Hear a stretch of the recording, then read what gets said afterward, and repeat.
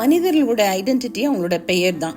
எப்போவுமே நம்மளோட பெயர் என்ன அப்படின்னு யூஸ்வலாக எல்லாரும் கேட்பாங்க. நம்மளுடைய ஆதார் கார்டு, நம்மளுடைய ஐடி கார்டு எல்லாத்துலேயும் நம்மளுடைய நேம் ரொம்ப இம்பார்ட்டண்ட். ஆனால் அந்த பெயர் காரணம் அது ரொம்ப ரொம்ப இம்பார்ட்டண்ட். எல்லா பெயருக்கும் ஒரு அர்த்தம் இருக்கும். சில சமயம் தெரிந்தோ தெரியாமலேயோ பெற்றோர் அந்த பெயரை பிள்ளைகளுக்கு வைத்து விடுவார்கள். ஆனால் அந்த பெயருக்கு ஒரு அர்த்தம் உண்டு. அந்த அர்த்தத்தோடு தான் அந்த பெயர் அந்த குழந்தைக்கு சூட்டப்படுகிறது. அந்த ஒவ்வொரு மனிதனுடைய பெயரும் அது தேவனால் நிர்ணயிக்கப்பட்ட பெயர்.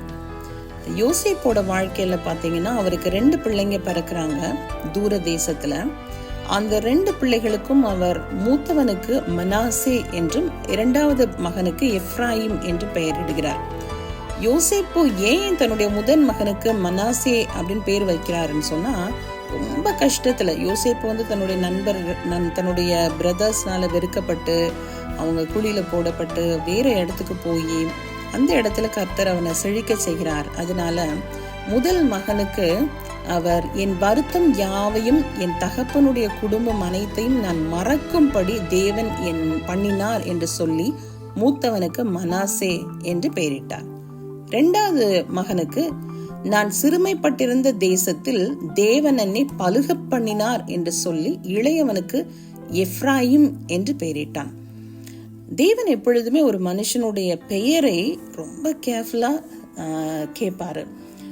யாக்கோபு ஒரு முறை தேவனோடு கூட இரவெல்லாம் போராடி ஜெபிக்கிறார். அப்போ தேவன் அவரிடத்துல கேட்கிறார், உன் பேர் என்ன என்று கேட்டார். யாக்கோபு என்றான். அப்பொழுது அவர், உன் பேர் இனி யாக்கோபு எனப்படாமல் இஸ்ரவேல் எனப்படும், தேவனோடும் மனிதரோடும் போராடி மேற்கொண்டாயே என்றார். அப்படின்னு சொல்லிதான் அவரோட பெயர் இஸ்ரவேல் என்று இன்றளவும் அந்த இஸ்ரவேல் குடும்பத்தாரை கர்த்தர் ஆசீர்வதித்து வருகிறார். நாமும் கூட ஒரு வகையில இஸ்ரவேலின் குடும்பத்தார் தான். அப்ப தேவன் நம்மளுடைய பெயர் எல்லாவற்றுக்கும் ஒரு ரீசன் வச்சிருக்கிறாரு. நம்மளுடைய பெயர் மாத்திரம் இல்ல, ஒரு இடத்தினுடைய பெயருக்கும் அது ஒரு காரண பெயராக தான் அமையுது. ஈவன் யாக்கோபு கூட என்ன பண்றாருன்னு சொன்னா, நான் தேவனை முகமுகமாய் இந்த இடத்தில் கண்டேன், உயிர் தப்பி பிழைத்தேன் என்று சொல்லி அவன் தேவனை கண்ட அந்த இடத்திற்கு பெனியேல் என்று பெயரிடுகிறார். அப்போ பெத்தேல் என்றால் வானத்தின் வாசல். அவர் அந்த தகப்பன் வீட்டிலிருந்து தன்னுடைய மாமா வீட்டுக்கு போகும் பொழுது அந்த இடத்திற்கு அவர் தேவன் அங்க ஏறதும் இறங்குறதுமாய் தேவதூத சேனை கண்டதினால அந்த இடத்திற்கு அவர் பெத்தேல் என்று பெயரிட்டார்.